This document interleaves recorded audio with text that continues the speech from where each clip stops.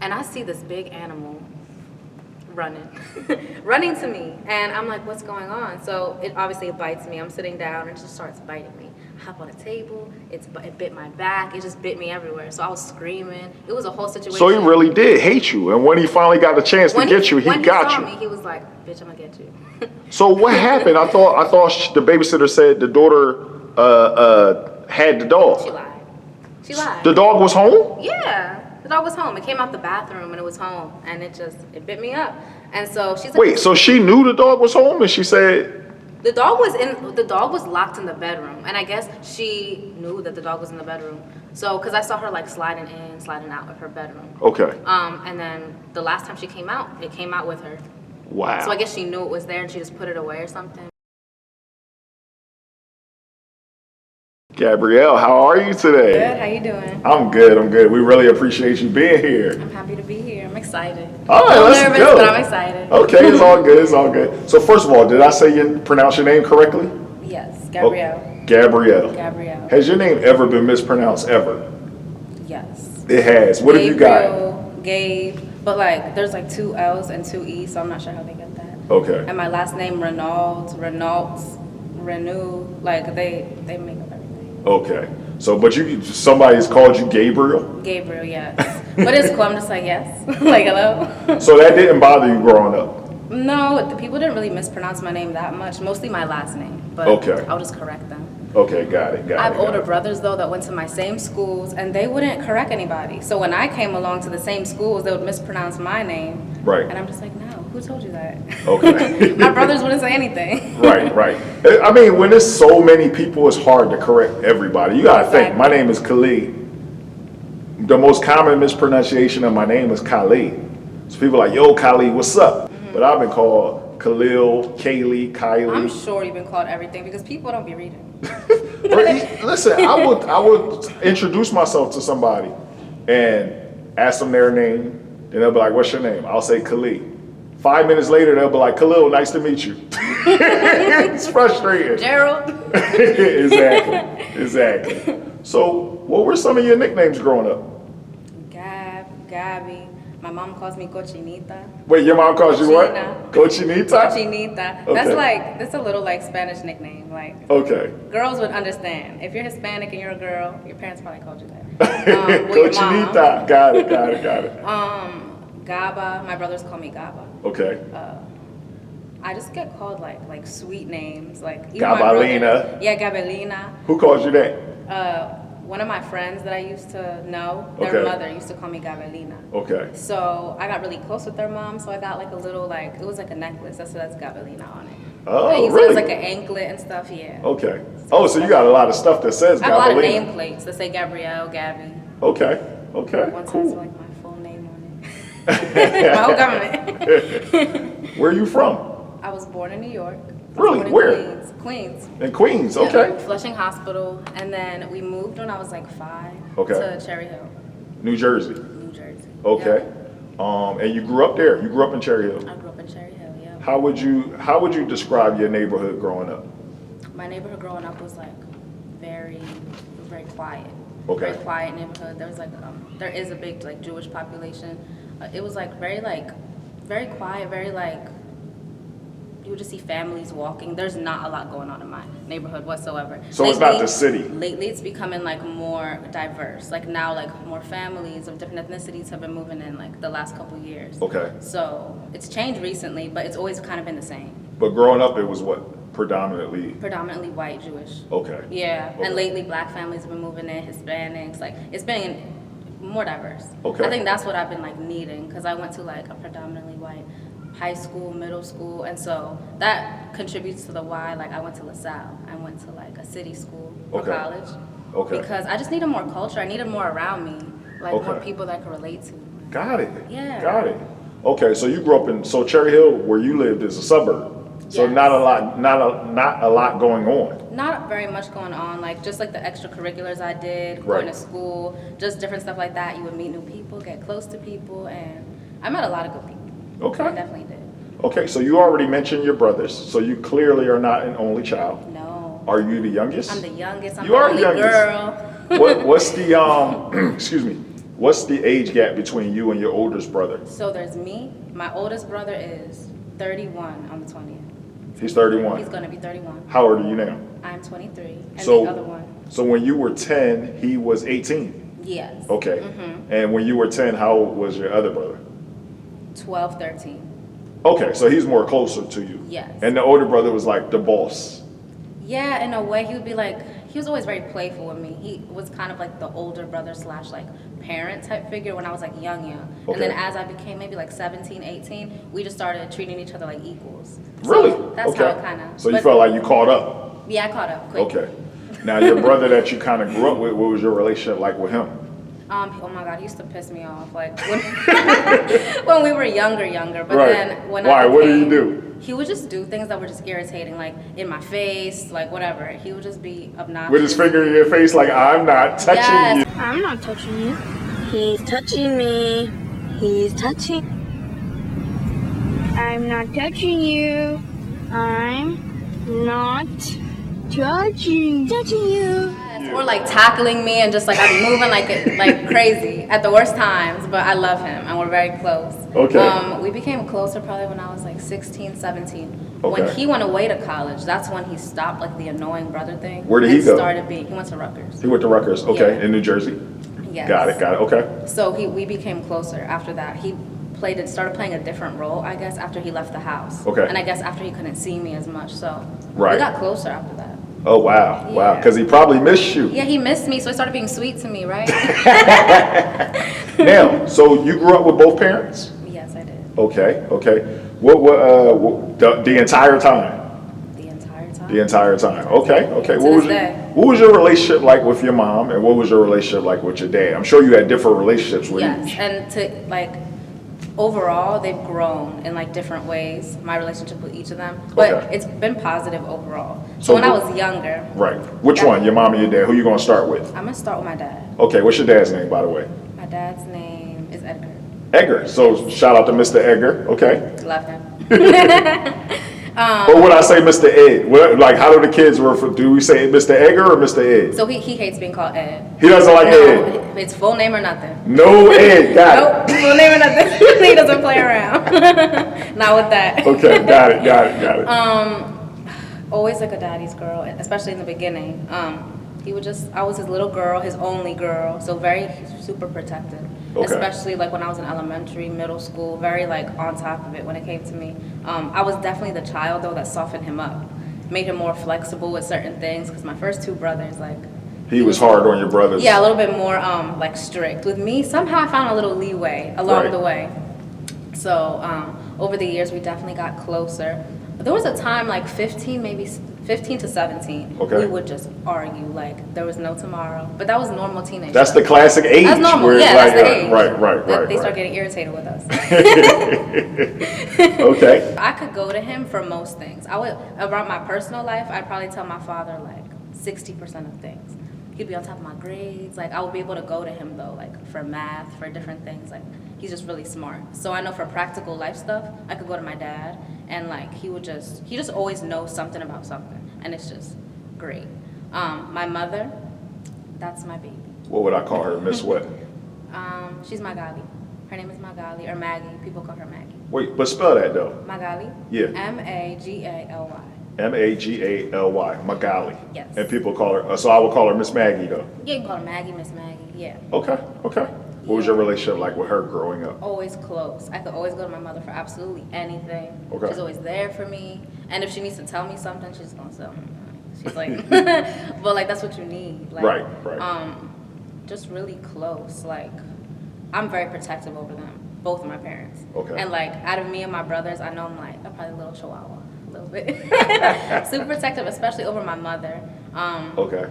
Just different things. When you have a parent that wasn't born here and they have an accent and things like, they're kind of more vulnerable. So in the community like this. where is she from? She's from DR. My mother's Dominican. Okay. Yes, and my dad's Haitian. Really? They were both born in their respective countries. Oh, okay. So what do you identify? Do you identify as black? Yeah, I'm black, I'm Afro-Latina, I'm Hispanic. Oh, okay. Okay. All of the above. Wow. So your mom was born in DR. Your dad is from Haiti. Yes. And we have Interesting. family in France, we have family in New York. Okay. Yeah. Okay, but you ultimately were born in New York, in Yes, Queens. me and my brothers were born in New York. Okay, okay. Yeah, they actually, my parents, they met there when they came. Oh, they met in New York? Yeah. Okay. So my mom came here when she was like 18, Okay. 18, 19. My father, I think around the same, 19. Did they come for like school? So they both came for school and just like for more opportunity in general. Okay. They both got their, I don't know, visas or like Right, green right, cards green card, when right. they were already in their country. Then they moved over here. I think my father came first actually. Okay. So They met here? Yeah, they met here. So they both moved over here for college. They Okay. met in college. Oh, they went to the same school? Yeah. Where'd they go? I want to say community. In New York? Community, yeah. It was like City College in Queens. Oh, okay, okay. City College in Queens, Okay, yeah. okay. That's what they met there. My dad was like a math tutor. They be telling me the story. He was like a math tutor. She was a student. He didn't tutor her though, but they just saw each other in passing. And Right. They just like started liking each other. They knew, my mother knew Spanish, my dad knew French and Creole. So they were both learning English when Okay. they came here. And they just connected. So time out. Do you speak anything other than English? Hablo un poquito de español. Oh, nice, Un nice. peu de français. Just a little bit of everything. Wow, and you understand it? I can understand a lot of Spanish. Okay. I'm not entirely fluent. I was when I lived in New York, when I was little. If I dropped you in Puerto Rico right now, would you be able to survive and communicate with the I'll people? definitely be able to survive. Okay. I could survive. If we drop you in France right now, would you be able to communicate? I'll be able to halfway survive. Okay. At least you can understand. You can understand it, but you can't speak it. Yeah, when it comes to French and Creole, like if I overhear like conversations like my dad talking, I'll be able to put together what they're saying. Okay. I won't be able to contribute to the conversation. Right. Spanish, I could talk, but not all the way. So but you're basically bilingual. Something like that, yeah. Okay. If you put everything together, yeah. Okay. Okay. Now you are not a parent yet. No. Okay. So we'll move forward. Do you remember This all? week. Say it again. You said not this week. Yeah. What? Do you remember all the schools you went to growing up? Yes. Okay. Kindergarten. Let's go. Kindergarten. Okay, so I went to Kid Academy. Bam. Kid Academy. Kid Academy. Where was that? It's in Cherry Hill. Okay. There was one. They actually moved their location. I went there first. I went to Holy Catholic something. That was in Gloucester, Okay. Collingswood or something. Hatfield. It was for like, yeah, it was like kindergarten. It was just for a year. But Okay. yeah, I remember them being like really like rude there. Now, is your family a Catholic family? So I was raised Catholic. Really? Okay. Okay. I'm Christian, but yeah, I was raised Catholic. Okay. Okay. All right. So that was kindergarten. Yeah. Okay. So 1st through 5 you went to 1st through 5, Kilmer, Joyce Kilmer, Is- in Cherry Hill. is also in Cherry Hill. Yes. How far was it from your house? Joyce Kilmer was 3-4 minutes. I used to walk. Oh, you walked to school. Yes, at a babysitter, I used to walk. She used Okay. to walk me and stuff. Okay. Until I got to like 5th grade. Got it. Got it. Got it. So you had an interesting experience in elementary school with the babysitter. Yes, I did. Let's talk She about betrayed that. me. It's like, I had this babysitter. She was a nice lady, okay? Like she really was. She tried to take care of me, tried to do right by me for the most part. Okay. But And you had her. She messed up. So by the way, you had this babysitter since 1st grade. yeah, since maybe like 1st, 2nd grade, yeah. I Okay. recall right when I started elementary school. We Okay. hired her. Where were your parents? At work? Yes, they were working. So what do they do again? So your dad ultimately became what? My father's an engineer. He's an engineer. Okay. And your mom? She was doing social work. Oh, She went really? to school like for psychology and stuff. Yeah. Okay. She's like an advocate for like seniors, and she just always helps them. Got it. Find health care and things like that. So they were at work when you got out of school. Yes. So they got you a babysitter. Yes. Okay. Because I had brothers, but they were in school too. and Right, It just right. wasn't. Yeah. Got it. Got it. All right. So you got a babysitter. Got a babysitter. She would walk me. She would walk me from school home every day, and her dog was vicious. So we would go to my house every What type day. of dog does she have? Husky. It was a husky. A Siberian Husky. Siberian Okay. Husky, big, white Siberian Husky. Okay. He's probably like, if you put him next to me today, you would think that he's huge. So when Okay. I was little, he was like definitely really big. Like a polar bear or something. Yeah. Got it. Okay. Okay. So we would drop her off at her house like every day after she was done taking care of me, and like it would just be growling at me through the window. It hated me, so I never went in her house. Like there was not one day that I went into this lady's house. So So time out. You had a babysitter, but you didn't go to the babysitter's house. The babysitter came to your house. She came to our house. Yeah. Got it. She just walked me. She would she would cook for me, stuff like that. Okay. Nice lady. Okay. One day she forgot my key to my parents' house. She like just left it. I don't Okay. know what happened. So she was like, we can go to my house. And I was like, all right. I was like, is your dog there?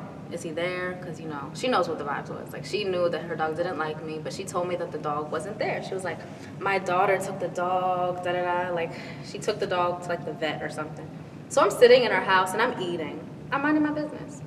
I'm drawing. I don't know what I'm doing. I'm just being a kid. And I see this big animal running to me. And I'm like, what's going on? So it obviously bites me. I'm sitting down, and it just starts biting me. I hop on a table. It bit my back. It just bit me everywhere. So I was screaming. It was a whole situation. So he really did hate you. And when he finally got the chance to get you, he got you. When he saw me, he was like, bitch, I'm going to get you. So what happened? I thought the babysitter said the daughter had the dog. She lied. The dog was home? Yeah. The dog was home. It came out the bathroom and it was home. And it bit me up. And so she's like, Wait, so she knew the dog was home and she said... The dog was locked in the bedroom. And I guess she knew that the dog was in the bedroom.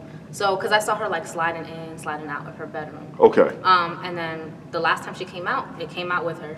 Wow. So I guess she knew it was there and she just put it away or something. Okay. You know, I'm young. I didn't put that together. Okay. Yeah, so it bit me. And this woman, crazy as hell, she took the dog back to the room. She brought me to her bathroom. I was there for like an hour and a half bleeding. And she was like, I'm not going to tell your mother. Like, don't tell your mom when you get home. You'll be fine. Just put on a Band-Aid. And I'm like, this woman's crazy as shit. Wait, the dog bit you in the back? The dog, yeah, bit me in the back. I had a paw print on my leg. It was like the size of a baseball. It was like right here. Don't tell your mom. Like your mom wasn't going to see that. Idiot. So wait, and you're bleeding? Yeah, I'm bleeding. So what happened? I remember my outfit that day. I was wearing like beige pants. I was wearing like a white gold shirt. So was blood all over your clothes? Blood all over me. Okay. On my back, on my leg. So what, did she take your clothes off and wash them? No. She got me, no. So how would you not tell your parents? Idiot. Like what they gonna ask? Like, why are you bleeding? I guess she like was in like the hectic Right. whatever of it, and she just, I don't know. I don't know the logic, but she basically kept me in her bathroom for like an hour. She tried to pour alcohol on it. She didn't actually get to do that because I told her no. Like I was maybe in like 3rd grade, but I was like no. Like, Were you like hysterical, crying? Like, I mean, I was crying, but I had my guard up. So I wasn't like emotional, like vulnerable. It was like adrenaline. I was upset. Right. And I felt like I had to protect myself from her, so I was just being dry with her. How long was I didn't let her touch me or anything. How long was the dog biting you? I felt like it was about like 7 minutes of an episode because I was running around the kitchen. Oh, really? I was running around the kitchen. I was standing on tables, and she's a 60-something-year-old woman at this time, and she's trying to like control a husky, and I'm like, The dog was 10 years just old. ignoring her. Yeah, so she's trying, but like, you know, when the dog's acting up at home or something, like usually, if it's not trained, like somebody that's a little bit bigger has to like, Right. like be the disciplinarian, like tell the dog no, because if you're not like assertive enough, the dog's not going to listen to you. You have to tell, like, the dog has to respect you, and Right. I just don't think. Obviously, it was her daughter's dog because the dog didn't respect the shit out of her. Okay. It didn't listen to her, so. Wow. So Yeah. so what happens? Your parents come or she takes you home? Like how does this? What happens So, next? I'm like in the bathroom and I'm just like, just take me home. I was like, you could just take. And she was like trying not to take me home. Like that's why I was in the bathroom for like an hour. Okay. So eventually she was just like, okay. So she takes me home once her daughter gets home, and she's like talking to her daughter, like da da da, like whispering and shit, like. Right. So when I pull up to my house, my mother and my brother are also pulling up at the same time. Really? So, yeah. So I just get out her car and I'm like, Mom, because I'm just like, this lady crazy. So you're not crying at this point? Like I'm obviously, I look disheveled because Right. my mother can obviously tell what the Right. emotions of her daughter. There's blood all over you. There's blood over me. I'm not really crying when I walk up to her, but I'm like, Mom, like this will happen. Like I was kind of like adrenaline, you know? Okay. And she sees blood on me. She's like, what happened? What happened? And I tell her. And so I hear her and the lady arguing in the parents' bathroom, in the kitchen, not in the bathroom. Okay. They were arguing in the kitchen, and the lady was like, oh, she's fine, da da da. I mean, so my mom takes me to the hospital. She's like, fuck what this lady's talking about. Okay. So she takes me to the hospital, and they don't do anything really, because, you know, it's a dog bite. They just, like, clean it. They don't do stitches for stuff like that. Okay. It can get infected. It was, like, dog bacteria and all that. So Right. Did you have to wait in the emergency room, or did they get you right in? I just remember just going right in. Okay. Yeah, Okay. I just went right in. I'd missed school for a couple days. We obviously fired her. Right. She started leaving us death threats because Really? we sued her. Yeah. Okay. She started calling like my family's house saying like, you guys are so corny, da da da da. She's milking it. She's okay, like da da da, like she's crazy as shit. I don't know what was wrong with that woman. Okay. I think she's okay now. I recall seeing her like years later, somewhere random. But there was like no animosity. She's just doesn't matter at this point. So this led to a huge fear of dogs for you. When I was little, yes. Oh my God, I used to be like in bed and I would think that a dog's like in my closet because my closet would like. So not a monster, a dog. Yeah, like I would have nightmares of like dogs mauling me and shit. It was kind of crazy. It sounds kind of funny to some people, I guess. Nah, it's not funny at all though. No, it's not. How did that affect you? So I was just terrified of dogs, period. I couldn't be around them. I started having like night terrors of just like being mauled, but like by the same dog repeatedly, or like multiple of the same dog doing the same thing to me. Like, cause it actually lasted a while, like 10 minutes of being in fight or flight like that. Like when you're little, like, right. Probably like, oh. Oh, so it wasn't like you described it. It wasn't a quick dog bite. It was repeated. Like the dog was after you. Yeah, I still have like scars and stuff, like little scars, but it was like after me. Like it didn't waste no time. It saw me, it went. Like it was like that. Okay. Because for years, like the dog would see me in front of the house, and already that was a vibe. My mother went into the house before. The dog didn't feel that way about my mom. Only you. It was something about me, yeah. Okay. So it was crazy. So what happened afterwards? We sued her, and you she didn't sued her? babysit me anymore. We sued her. We got a settlement. Really? Yeah. Okay. So that's kind of what happened. And then you had to go to therapy. I went to therapy, yeah, when I was like 6th grade, and I think I went again. No, I went right after, so 5th grade. Okay. I want to say this happened in like 4th grade then. Okay. So you were in therapy for 2 years. Yeah, like for around 2, but it also became like just like somebody to talk to about like everyday stuff, and I just stopped because at some point she was like, you don't need me anymore. Okay. And I actually got a dog because of that situation. Okay. So I have. Now you also said your therapist had you like drawing pictures of the babysitter. Yeah, she was what was it called? It was like creative therapy or something. Creative therapy, okay. Yeah, art therapy. Okay. She would have me like play with sand and put little art pieces together and like talk. And she would have me draw the lady out. And like I didn't feel really no animosity towards the lady, more so the situation. Right. But I would draw pictures of her and she's like, throw these balls at her. And so it was like these fuzzy balls, and you see my little self in therapy just throwing these balls at this lady, and my therapist is like, yeah. So I don't know, and I think honestly, like I deal with things with humor. Like if I'm upset about something, like, I don't know why, but I'd be like cracking up a little bit, like smiling. I don't know what that comes from, but I think it's from that lady, because like. If I was upset about something, like she would resort it to something like creative, like a creative outlet. So now as an adult, I notice that if something's disturbing me emotionally, I resort to like, I'm putting work into something. Either like I'm trying to like be creative to make money, or I go harder with my eyebrow stuff, or like, I tend to focus on tasks like when I'm emotionally like disturbed, I guess. Okay. So being like, I guess seeing her when I was young and seeing her like in my formative years, like she kind of like, taught me a little bit how to manage certain emotions. Really? Not like my parents didn't do that already, because like they have, I don't know, I just feel like all of like the teachings and like my therapist and things together structured how I process my emotions. Got it. And I feel like there's like a unique way in which I feel like I do that. That's an interesting, so that dog bite ultimately affected you for life. Basically, but in like a good way. And you're right, you met the therapist and she taught you how to channel certain emotions and stuff. Yeah, because like it's not like I think I was managing them poorly before, but I feel like it helped me see things, perceive certain things as I grew up a certain way as an adult. And just there's always like a solution for anything you might be feeling, and you shouldn't be acting on your emotional impulses for certain things. Like there's always a way that you can ground yourself, basically. She taught me that no matter what you're feeling, you can always ground yourself. Now what does that mean, ground yourself? Sometimes you gotta ground yourself because you have your own energy as a person, and when you're surrounded by all these other people, everybody carries their own weight of what they went through as a child, like what they just went through last week. And so when you're interacting with people, you're picking up people's energy sometimes, and you need to make sure that you're at peace and you're able to bring yourself back to peace, no matter what's going on around you. Okay. Like you need to make sure that you have like that, some place to come back to. And for you take it to your task I take it to my task, and I don't know, so I'm really into astrology. So I don't know if that's like my Capricorn placements, but Okay. that's like a very Capricorn thing to do. So Capricorn is what month, by the way? Capricorn is January. I'm a Sagittarius. Oh, but wait, what? I got you. You did get me. I'm confused. Wait, Sagittarius is what month? December. December. Oh, okay. Okay, so do you know about birth charts? Not really. Birth charts, okay. Like, so, enlighten us. when's your birthday? In March. So you're Pisces. I'm an Aries. Okay, you're late March. Right, late March. Okay, so that's like your sun sign, that's your personality. But we have a sign for every planet, according to the time that we were born, the place that we were born, where the planets were at the time that we were born. Okay. And keep in mind, like, I'm Christian, but I'm also very spiritual. So I keep in mind, like, all of these different forces and things that could have influence or have already have things mapped out. You know Interesting. what I mean? So a birth chart is like, it's like your social security for your zodiac. It's unique to just you. It's not just your sun, your personality. Like Mercury's communication, Venus is love, Mars is aggression, and like how you are sexually. Your moon is your emotions.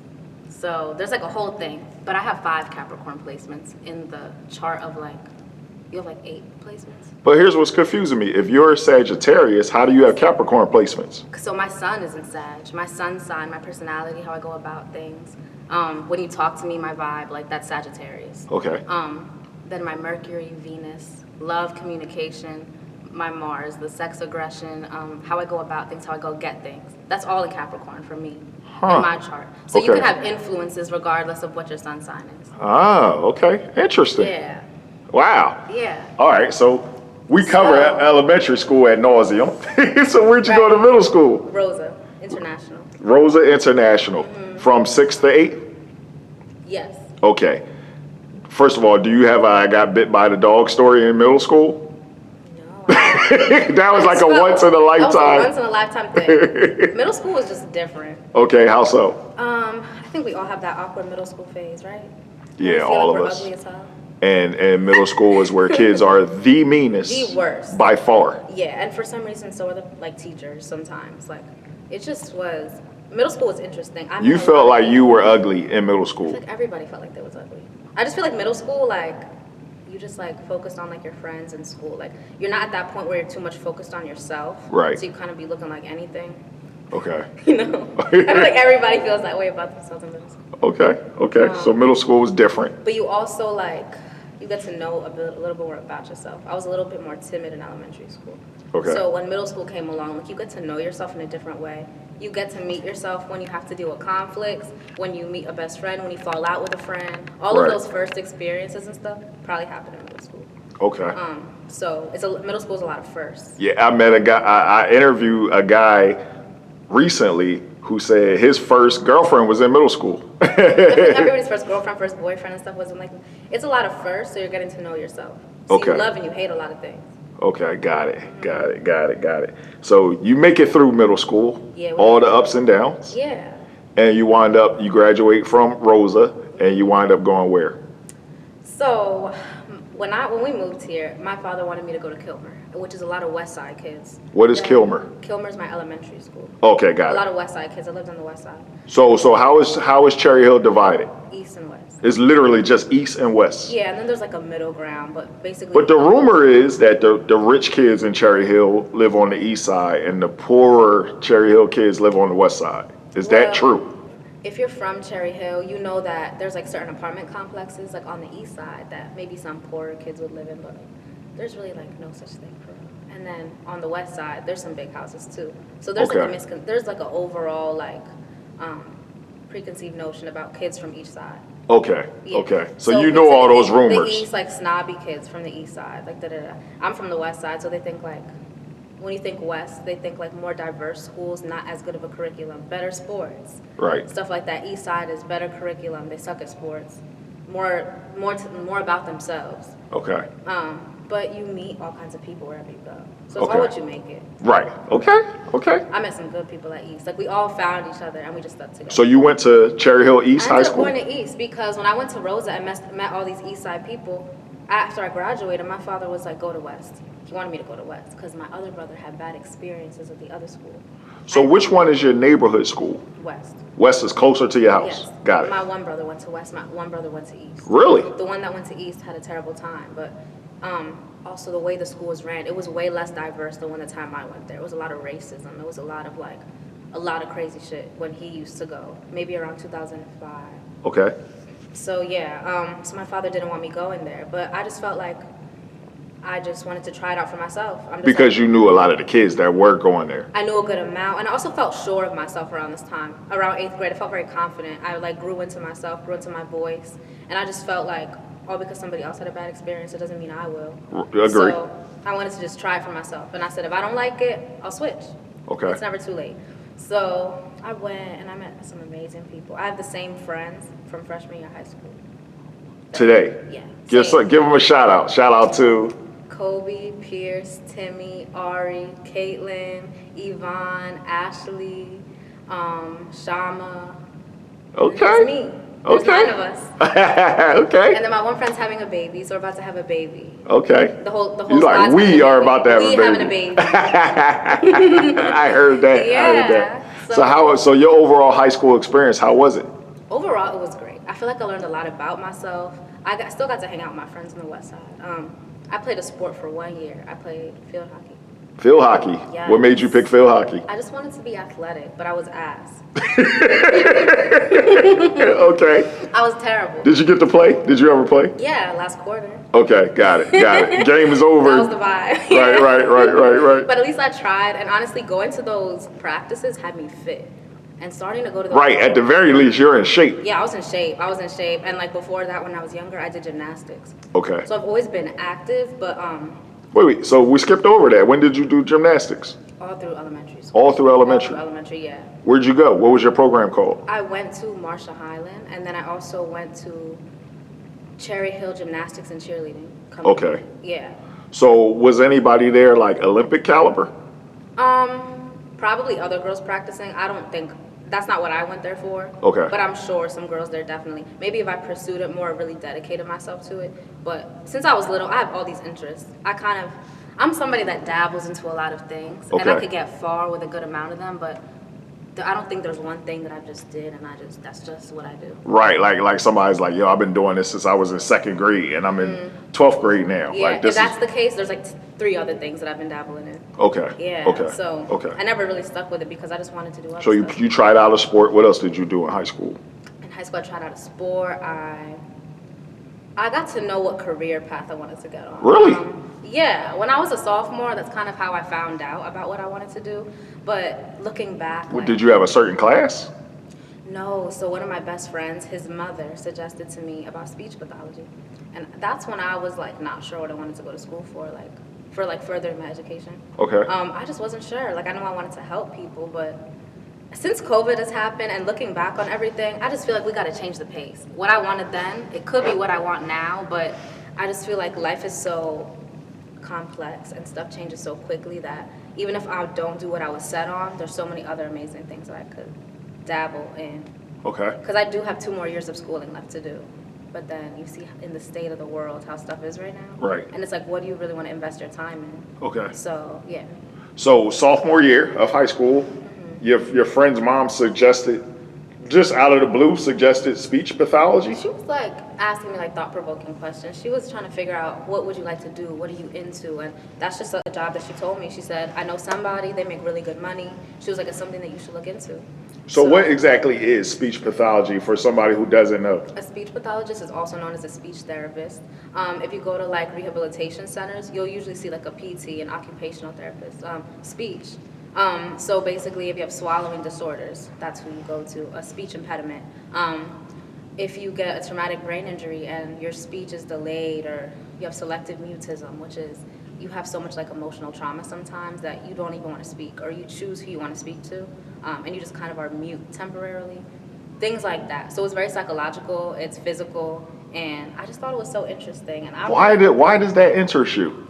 Because since I was younger, I've loved medical jobs. I've always wanted one, but I didn't really want to go to medical school. Okay. Like I said, I don't want to put all my time into one thing. That bores me. So I was just like, that's good. That's 6 years of college. Okay. So I have 4. Okay. So did you work in high school? Yes. Yeah. What was your first job? My first job was Wendy's. Really, Wendy's? Yes, I got Okay. so chunky, yo. I was eating all the chicken nuggets. I would be hiding. There would be like cameras, so like me and my coworkers knew like the right angle to go to and like eat some chicken nuggets or whatever. Yeah, I was eating all day. So you got fat up in Wendy's? Yes, I got fat in Wendy's. When I was playing field hockey. It whipped me right in shape. So wait, where was Wendy's? Wendy's was in Cherry Hill too.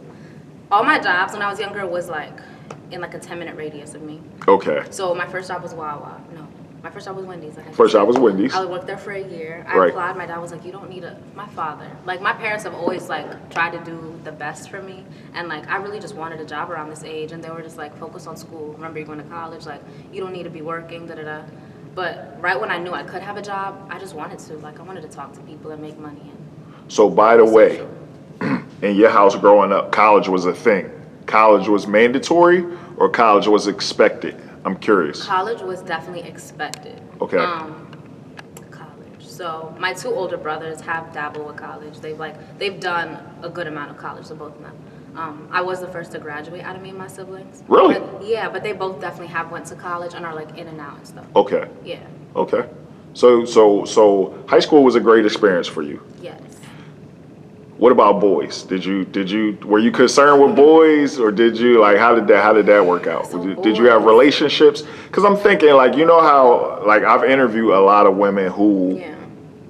their dad wasn't really that present, Yes. and they've said that affected their relationship with men as they got older because you allow more if you don't have that example that was set for Yeah, you. there's certain boundaries that are hard for you to maintain if you're without one parent figure or the other, and it always manifests itself differently. Like some guys that may have had past issues with their mother or issues with the bonds of their mother versus like girls who may have had that issue with their father. It really does manifest itself in your relationships, and like I found myself in those situations but with the other party, but I was able to like identify that maybe that might have been the cause or the root of that. It could be insecurity. You could be seeking love in a way that really doesn't feed you, but it's like the kind of love that you're used to getting, so you're not really sure what to expect. Like you're seeking something and you're chasing something that you're not sure what it feels like, so you end up falling into things that aren't good for you, but you can't even see that it's not good for you. So let's talk about that. You grew up with both parents, and you grew up with your dad in the house and two older brothers. So it really like built my confidence. I knew exactly how I wanted to be treated because both of my brothers have always shown me so much love. Like they treat me like a little princess, really. But they always tell me like, you need to watch this, you need to watch that, you need to be careful with this. And the way my father handled me as a child and through adulthood till now, it's just like no nonsense. Like nobody's gonna be messing with you, and you need to make sure that's nobody. Like you need to like. He just built my strength, and I just know what I want. And if I'm being treated a certain way, or if there's like a red flag, I might really like you, but I have to go. So let's talk about that. Did that turn a lot of guys off? Because like you know what you want and you know what you require and what you demand. Did you lose relationships? Yeah, everything's trial and error though. I can't say every single time I was like, nope. Like I've definitely felt some type of way because maybe I let myself, maybe I gave it a little too much time. And so I had to like deal with certain things that maybe I wouldn't have dealt with if I just said nope every time. But I feel like overall in my whole relationships, I feel like I maintained my sense of autonomy for the most part. But there was definitely one relationship that probably like challenged me the most. Okay. But, yeah, having my brothers and my dad and like my mother speaking into me like this feminine energy, how that should feel like. I just felt like I really never took nonsense from men. Older men. Okay. I don't know what it is, but definitely I know it comes from the way my father treats me. Now, being that your brothers were older and your dad was always there, are you like naturally, do you have a preference? Like, are you attracted to older guys? Are you attracted to guys your age? Does it not matter? I feel like in my past relationships, I'm attracted to people that are my age, maybe a year older. I kind of dated a guy that was a little bit older than me, but we just really didn't connect. I felt like he was connected to me, but I just felt a big like disconnect. So we never dated, but we talked for a little bit. I tried it out a little bit. That didn't really work, but that's cool. Right. But I feel like mostly guys my age. I like somebody that's more like that I can relate to and that we could talk about a lot of things. It could manifest itself in any kind of age, but that's what it kind of has been. Okay. 24, 25, 23. Okay. Okay. Yeah. So, excuse me. On a scale of 1 to 10, with 1 being the worst ever and 10 being the best possible, how would you personally rate your childhood? Say solid 9. A solid 9. Solid 9. What would have had that occur for you to say 10? Probably if I was raised to be like fully bilingual.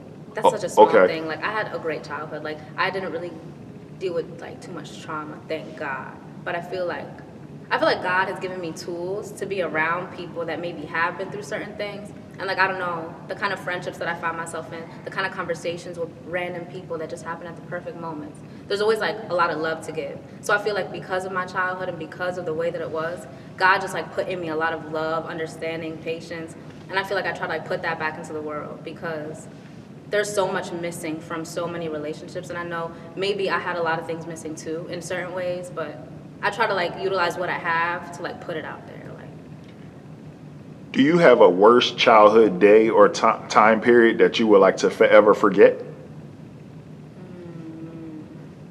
I would say there was a period of time like in elementary school. Really? Where Okay. I had this like group of friends. And it was like the only really group of friends that I had in elementary school. Also, that's when I was more timid, a little bit younger. And I just felt like whenever there was like an issue in the friend group, I was the one that had to like deal with like the heat. Okay. You know? And so being really young and like it's just like normal like playground stuff. Like but it would happen so consistently. And this was probably for a good like 2 years in elementary school. And I would go through these hot and cold situations with the same group of girls. And like when we're friends, everything was great. But when we weren't friends, it felt very isolating. So I felt like in the moment as a child, that felt the worst. That Okay. probably did feel in that moment the worst, especially people that you want to like lean on. And like at some point, like I felt like I had no friends. But then the next week, I felt like I had all the best friends in the world. Like it was a very like hot and cold thing. But I feel like that's what a lot of kids go through and Okay. like experience. But in the moment as a child, it probably felt the worst. Got it. Got it. And there might be things that I'm just not even recalling. And the dog bite, obviously. The dog Yeah. incident was if just... I think of something though, I'll definitely say. But nothing like majorly traumatic. Just like when my emotions are tickled in a certain way, it teaches me on how to deal with it in the future. So those things stick with me. Interesting. So let's flip it. Do you have a favorite childhood day or time period that, if you could, you would like to go back to? So I definitely like wanna. I have a few. Okay. So centered around family. Right. I would say like the very last family vacation we've all went on. Where was it to? Somewhere in Virginia. I think. Okay. Okay. Yeah, it was like all 5 of us. I was young. Like it's probably like I feel like everybody has like dysfunctional family times. Like for a certain amount of months or years, however it may be. Like whatever's going on is kind of not the best. For some families, period. Yeah, for every family period. Like every family period. So like it was just a good time. Like I was younger. My brothers were both living at the house still. We just went on vacation. It was a very relaxing family situation. Okay. I was also blessed to be able to go on like mission trips like with my church. Okay. When I was younger. Like we went to New York, we went to Canada, we went to North Carolina. So I would be going on these trips with these kids from all different parts of the country, and I would meet people, and it would be fun. Like we would sneak out and stuff. It was like a church trip, but we would do our jobs during the day. But my friends and I would always have fun. So Okay. I was blessed to be able to even travel being young and also being able to like do things for people. We volunteered at a sexual assault place, basically just talking to children and survivors of sexual abuse. We volunteered at like a shelter where some women and children were living at. Right. Just to like fix up their place and do stuff like that. Okay. Went to like trailer parks and helped fix their stuff, like stuff like that. Interesting. So I feel like giving makes me feel good. Okay. Okay. Which is a perfect segue into the next question. Is there anything anything else that you haven't already mentioned that occurred in your childhood that you feel affected your life forever, either negatively or positively? Now you had mentioned Nurse Joy. Nurse Joy, I love Nurse Joy. So Where do you know Nurse Joy from? Cherry Hill East. Oh, she was a teacher? Oh, the actual nurse, the school Yeah, nurse. she's a school nurse. Okay, okay. So she's the best. So basically, math class. If I was in math class, I was gonna go to the nurse's office at some point. Got it. My stomach hurts. Like I have a headache. Like I just hated math class. So sometimes I would go to her and I would just talk to her. If I wasn't feeling well, I know she would take care of me. And I started getting into eyebrows and beauty. fairly early into high school. So How did that happen? I don't know. I feel like I've always kind of liked to take care of myself, and like I've always paid attention to detail. I like to draw. I feel like I'm an artist overall. So something about eyebrows. Like I just started doing my makeup pretty young. Okay. And You were allowed to wear makeup young? so my dad would hate it. He would be Okay. like, why you wear eyeliner? Da da da. I would like take the clothes that he didn't want me wearing to school and put it in my bag and change into it when I got to school. Like. You never got caught? No, because Okay. I feel like the stuff was fine. Like if I wore like shorts and like a tee, he'd be like, your shorts are too short. Like, you know, a Caribbean dad. That's such a dad thing to do. So I would just find my way. I would put my little eyeliner on, feel like looking cute in the school bathroom. And your mom didn't have a problem with makeup? Like there was no age minimum? Not really. I feel like because of my father, she would also say certain things like maybe not too much, da da da. But I never really tried to do too much. Okay. I was just the youngest in the girl, so he wasn't used to none of that. Got it. So I started doing eyebrows. So Okay. when I was in the nurse's office, So who's the first eyebrows you ever did? myself. Yours. I was in the nurse's office one day and I was just plucking my eyebrows and I did them and I sat down and I started getting compliments on my eyebrows and I'm like, thank you. I was just doing my maintenance, you know. Right. And so I had this one girl and she was like, can you do my eyebrows? And I'm like, sure, yeah. You know, I'll go to the sink, I'll wash it. I should have been sterilizing stuff. I'm like washing the tweezers, washing the scissors with like soap and shit. And I started doing eyebrows in the nurse's office. Really? So I did hers, she loved it. She told her friend, I did her friends. And then it just became a thing. Like, So it happened organically? yeah. And we'd be in school and stuff, and the girl's like, oh, can you touch up? I have like a unibrow. And I'd be like, okay, meet me in the nurse's office. So I go to nurse's office, and Nurse Joy would kind of just turn her blind eye or whatever. Right. It's like, I know you guys are in here, but I don't know you guys are in here. Right.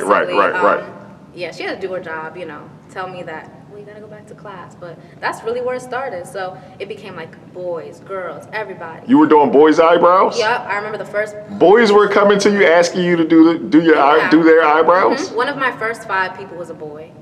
Yeah. Okay. His eyebrows, and then I think junior prom came around, and I might have been a sophomore. So I was doing eyebrows. And that's just really how it started. Wow. So by the time I was in late junior year, I was going to people's houses outside of school, doing their brows with wax. Now, were you doing this for free? So when I was in the nurse's office, it was for free. When I was going to people's house, it was $10. Okay. I would even travel to you $10. Like, so I just started. I started just doing brows in people's houses, and I got my regulars and stuff. Friends that I still do their brows to this day. Wow. Yeah, and Okay. so I forgot what made me start waxing because it started with just plucking. Okay. Then that's what happened. But what does it mean? Like, cause I'm a guy, so I do not know. What does it mean to pluck your eyebrows? So hair removal. There's plucking, there's waxing, threading. So plucking is just using tweezers and usually like just some scissors. There's no hot wax. There's no like depilatory used on your skin. You just wax. You just pluck. Okay. Sometimes it's more painful for people, but it just I was about to depends. ask, doesn't that hurt? Yeah, it hurts. Just to be plucking individual hairs? It's good pain. It's good pain. Yeah, being used to doing my own eyebrows, you just get used to like the sting or whatever. Okay. Usually men are a little bit more. They don't like it. Right. It's just they're just not used to it completely. For the most part, just pluck. Okay. Kind of painful. Then there's waxing. There's hard wax, soft wax. I use hard wax. It's a little bit better for your skin, and that could be a little painful, but it's quick. It's a lot of hairs in one swoop. Oh, so that's where you take the, like in the movies where they take the sticky paper and just go. Yes. Okay. Okay. You don't look good after this, man. Thanks, man. So ready? Yeah. 1, 2, 3. That one little patch looks sexy, though. Does it look good? Yeah, it looks really good. Ooh. It looks man-tastic. Ooh. Okay. Whew, wow, I didn't expect that at all. I really didn't expect that. You got it. Wow. Your first one's the only one that hurts. Yeah, well, those hairs are pretty deep. Okay. You ready? Yep. 1, 2, 3. Okay. And then there's threading. You take thread. I think it originated in the Middle East. Middle Eastern women primarily use Wait, that. like literal needle and thread? Oh, just two pieces of thread. Okay. You can use your fingers. You can use your teeth. Yeah. So it originated in the Middle East. Wait, I 2 believe. pieces of thread to do what? To thread. So I'm gonna show. I could kind of try to show you. So 2 pieces of thread. Okay. And there's just a way that like you position it in your fingers that you can latch onto a piece of hair at the root and just take it off, like that. Oh, to remove the hair. remove the Oh, okay, got it. Okay, got And that it. could be a few pieces of hair too at a time, or it could be like just one piece. So you're highly skilled at all those ways. Plucking. I am not familiar with threading yet, but that's on the way. Okay. It's on the way. I'm gonna add it to my services. Why would you want to do threading? Why would somebody pick threading? Because to advocate for threading, wax can be a little bit hard on the skin. Some people have more sensitive skin. Some people are like more prone to blemishes. So just the hair coming out is what they need. They don't need any extra stuff touching their skin. Okay. So that's where threading comes in. It doesn't require any extra like substances or like chemicals or nothing. Got it. Just air, air and thread. Okay. Waxing, on the other hand, could take more of the little hairs, those little micro hairs that really make a difference in the overall product. Like, it just takes everything. Okay. So when you're looking at the stars, like watching the Oscars or something like that, you personally are looking at their eyebrows. Yes. And can you tell whether they've been plucked or waxed or threaded? Sometimes you could tell. You Okay. could tell that it's been waxed or like razored if it's just smooth skin around. Got it. Now, if there's little hairs here and there, they probably like threaded or something. Okay. I don't see it in a judgmental way, but everybody that I talk to, I look at the eyebrows. Right. Everybody. Right. But it's not like I'm like judging it. I'm like, Nah, it's if I like for did me. that- If I did them, I'll do like this. I'd be thinking that in my head. No. I realize like when you talk to chiropractors and they look at pictures, they're like, why is she sitting like that? Her desk is too small. Her chair is too high. Like you look at what you are. So for you, when you see a picture, you're looking at the eyebrows. Me, when I watch football, I'm not watching a game. I'm watching the cornerbacks because I played corner. I want to see how the defensive is like how the defense is moving. Right? That's what I'm watching. So that makes perfect sense. Nah, with no judgment at all. Yeah. That's interesting. Yeah, what you pay attention to is just and I know. What you're sometimes- interested in. Yeah, sometimes I've caught myself being like, so, like, where do you go for your eyebrows? If I Right. really need to help them. Okay. So Nurse Joy, so your experience with Nurse Joy, it It shaped everything. like it wasn't even a hobby. It's just something that you did that organically turned into like a semi-career, a side hustle. Yes, the kind of person she was mixed with however I was, being able to go into the nurse's office, spend like an hour there, just being able to do brows, like it definitely started something up for me. Because I don't know when I would have realized that passion. Probably Right. eventually. Okay. But I don't know when that would have been. So having said that, earlier you mentioned you were like, I dabble in a couple of things. Like I don't just do one thing. Mm-hmm. So you do eyebrows. Yeah. You're interested in speech pathology. Yes. Anything else? So, just like little things. So, I can fix jewelry, random, right? Like, if Okay. you give me a necklace that's broken, no links on it, or the link is broken, clasp, I can fix jewelry. Okay. Is that something that happened in childhood? Just throughout me being younger, like, I would just get bored in the house sometimes, so I would just play with my mom's jewelry. And if I found that anything was broken or something, I would figure out a way to put it back together. Wow. And I would just fix her jewelry. Like, Okay. that's just something that I thought was fun. And she'd be like, oh, thank you, honey. I haven't worn this in months because it's broke. $40. Got it. Okay. Yeah, I would just like fix stuff. Reading was a hobby that I had in middle school because my dad was like, for every book you read, I'll pay $5. He said something like that one summer. That summer, I read like 16 books. I'm not even. It was not a It game. was not a game. He offered me bread, and I was like, okay, I got you. Did you have a favorite book that you read? I can't remember. Okay. I don't even think so. The Hate You Give was a great book. The Hate You Give. Okay. That was a movie, actually. It's Okay. like police brutality and growing up in like a certain kind of area, dealing with things and that book. I could see the movie in my head. A couple years later, the movie actually came out, and Right. it was such a good movie. But, Okay. no, he was like, write down a summary of each of them. I want to see it. And Oh, I got really? paid that summer. So Yeah, your dad made you do a book report per book. per book, and I Okay. got paid. So Wow. I was like, okay, Your parents were actively involved. yes. Like they were making you learn without saying you're being forced to learn. Like something like that. That's like, yo. Yeah, my dad was a little forceful, but he had his ways. Like, Right. he had his ways, and I would be able to pick. There were certain ways that I was receptive to, and if I wasn't, I was always open with my parents. Like, I don't like when you said this. Right. I don't like being spoken to like that. Okay. Different things. And they would do the same with it's just open communication. Interesting. What's your overall perception of how your childhood has Ooh, affected? let me tell you more random stuff. that Let's I go. like. Let's go back to more random stuff. I could sew a little bit. So when I was in high school, my Who- friend, her leggings just ripped in the worst part you could think of. Okay. And so she was like, oh, what am I gonna do? She didn't have a change of pants that day. So I was like, I could sew. Cause I would I would sew pictures with color, like on paper towels when I was younger. Explain. Okay, so if you have like a paper towel and you like put needle on some thread, Okay. you could like make like pictures. Okay. Like you could make art basically on paper towels. Oh, I see what you're saying. Take the white paper towel and just thread it up and make pictures. Okay, that makes sense. Yeah, so I would okay. do stuff like that. Like I would just do like a bunch of random stuff to pass time and just like to fill in the blanks and stuff. Like And you learned how to sew by yeah, doing basically, that. I don't know how to sew like on a machine, but if there's something that's broken or ripped on the hem or something, I probably could do it. My Okay. mom taught me. Okay. So I just sewed up her thing in the nurse's office. Yeah, what else? I know how to do acrylics. Acrylic nails. Nails, okay. I could do nails. Okay. It's not something that I do for money, but during quarantine I taught myself. Really? Uh-huh. Okay. I could show you actually. So your nails right now, you did those? No, they're actually pretty bad. I would not do these. okay. But I got them done like 2 weeks ago. Okay. So, Okay. yeah. So I did my own acrylics. What else have I done before? I learned how to install my own wigs, but that's a work in progress. Okay. Just random stuff. Like I just like doing things in general. I'm good with phones and technology. Interesting. Yeah. Interesting. So just like little stuff.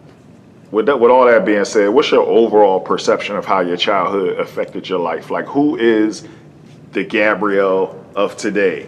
Who is the person you became? And do you feel like all these like instances and scenarios that occurred in your childhood made you who you are today?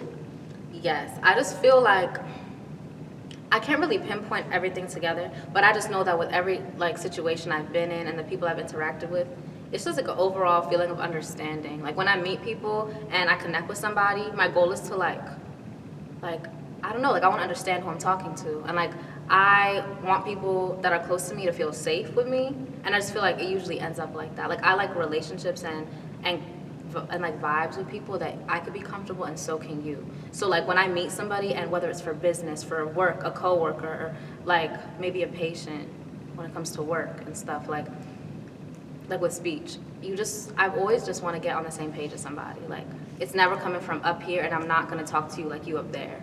I always want to connect. So I guess that's where kind of. Interesting. Yeah, I don't know. I feel like it made me just a neutral person. I feel very neutral a lot of the time, and I feel like I can accommodate to the situation that I'm in. Okay. So, but I also like speak my mind and make sure that my voice is heard. If something I feel like isn't right, or if I feel like something could be better, I'll find a way to put it together for whoever I'm talking to. Okay. Yeah, because I felt like sometimes like both my parents were great, but sometimes the way that my father would communicate, like in my head I'm just like, okay, so I definitely don't like that. So I basically have taken everything that I either like or don't like and try to just apply it. Okay. Yeah. If you could, in conclusion, talk to a younger version of yourself, give some advice to blank-year-old Gabrielle. So you pick the age. If you could talk to a younger version of yourself with everything that you know today, how old would she be and what would you tell her? I'm going to say she'll be 13. So 13-year-old Gabrielle. She'll be 13 because she just came from being a child and she's right about to enter like being a young woman. Okay. So I would tell her to be herself. It doesn't matter. Don't water yourself down. Don't feel like whether somebody's intimidated or you're doing too much. If you feel like it's in your heart to really be a certain way and be passionate about something, just do it. If you feel like it might be too much for the crowd that you're around, be yourself. It doesn't matter, because whoever's gonna like you is gonna like you, and if they don't, they don't. But listen to trees who bear fruit. So if there's something that somebody's telling you that maybe you don't want to hear, try to really think about it. If you really think that maybe I could be this way sometimes, or I might be like that sometimes, you need to put that and like turn it into something. Find tools, because you already have the tools inside of you. So try to just be the best that you could be. But listen to people, like fruits who plant to bear fruit, is that what I said? Okay. So people who have something to show for that, whether it doesn't have to be materialistically, it could just be what they're thinking, their thought process. And because we don't always have shit together. Even when we're at our best, we have stuff to fix. So we should never think that we're too good for anything or that we can't improve in certain ways. Because even if we don't see it, maybe we got to see it a little differently so we could really see it. Like you're not always right. Gabby, you're not always right. Gabby, we really appreciate you coming through. Thank you so much. Thank you for having me.